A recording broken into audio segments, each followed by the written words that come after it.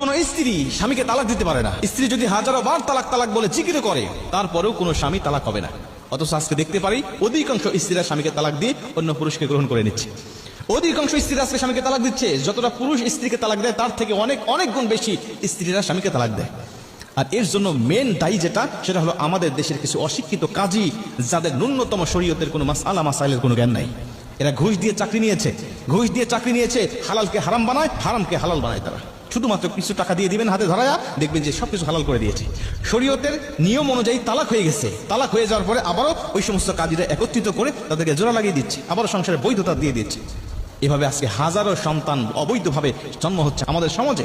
একটা স্ত্রী যদি স্বামীকে তালাক দেয়, তালাক হবে না। আর এভাবে যখন কোন স্ত্রী স্বামীকে তালাক দিয়ে অন্য পুরুষকে গ্রহণ করে নেয়, কারণ আজকে স্ত্রীরা তালাক দেয় শুধুমাত্র যেটা মেন কারণ, সেটা হলো অন্য পুরুষকে ভালো লাগার কারণে। আবার কিছু স্ত্রী আছে মায়ের কথায়, বোনের কথায়, ভাবিদের কথায় প্রলোভনে পড়ে তাদের ধোকায় বোকা হয়ে অধিকাংশ স্ত্রীরা স্বামীকে তালাক দিয়ে চলে যাচ্ছে। মা বাবার বাড়ির কথা শুনে অধিকাংশ স্ত্রীরা তালাক দিচ্ছে আজকে। প্রিয় ভাইরা আমার লক্ষ্য করেন, কোন স্ত্রী যদি স্বামীকে তালাক দিয়ে অন্য স্বামীকে গ্রহণ করে নেয়, আগের স্বামীর সাথে তালাক হয় নাই তার, কারণ স্ত্রী তালাক দিলে তালাক হয় না। তো তালাক যখন হয় নাই, তখন অন্য পুরুষকে সে গ্রহণ করলে সে বিয়েটা কখনো বৈধ হবে না। আর ওই পুরুষের সাথে সংসার করে যত সন্তান সে জন্ম দিবে, সব সন্তানগুলো হবে অবৈধ সন্তান। আর এই অবৈধ সন্তান আল্লাহ জানে আমাদের সমাজে কত বিরাজ করছে। এভাবে দেখবেন যে আবার কিছু বিয়ে আছে, দেখবেন যে স্বামী স্ত্রীর তালাক হয়ে গেছে, শরীয়ত সম্মতভাবে তালাক হয়ে গেছে।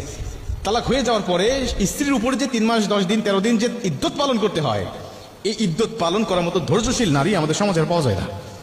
তালাক হয়ে গেছে 7 দিনের মাথায়, 15 দিন 20 দিনের মাথায় দেখবেন যে আবার অন্য জায়গায় বিয়ে হয়ে গেছে, ওখান থেকে দেখবেন যে আবার সন্তান জন্ম নিচ্ছে। এইভাবে আমাদের সমাজে অগণিত অবৈধ সন্তান জন্মগ্রহণ করতেছে। আর এদেরকে যখন আপনি কোরআনের কথা বলেন, এদেরকে যখন ইসলামের কথা বলেন, তাদের মাথায় আগুন ধরে যায়, ইসলামের কথা তাদের সহ্য হয় না। প্রিয় ভাইরা আমার লক্ষ্য করেন, এখন অনেকে বলতে পারেন হুজুর কাবির নামার 18 নম্বর কলমের মধ্যে আছে যে স্ত্রী স্বামীকে তালাক দিতে পারবে। ভাই, ওই 18 নম্বর কলমের মধ্যে যেটা আছে এটা ইসলামেরই নিয়ম।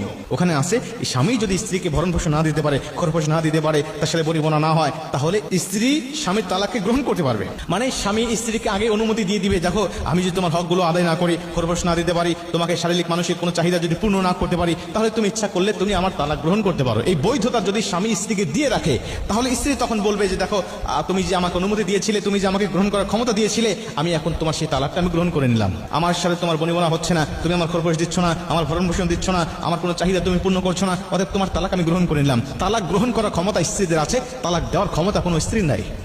অথচ আমরা নিজেরা নিজেদের বিভিন্ন আইনগুলো বানিয়ে নিয়ে আজকে অধিকাংশ স্ত্রীরা স্বামীদেরকে তালাক দিয়ে তারা ইচ্ছা মতো সংসার করছে অন্য পুরুষের সাথে, আর এভাবে হাজারো সন্তান তারা জন্ম দিয়ে যাচ্ছে। প্রিয় ভাইরা আমার, এজন্যই আজকে আমাদের সমাজের এই করুণ অবস্থা। ইসলামের নিয়ম অনুযায়ী যদি আপনি চলেন, আপনার জীবন সুখময় শান্তিময় হবে, ইসলামের গণ্ডি থেকে বেরিয়ে যাবেন, আপনার জীবনটা অন্ধকারে পতিত হবে, এই জীবনে কোনো সুখ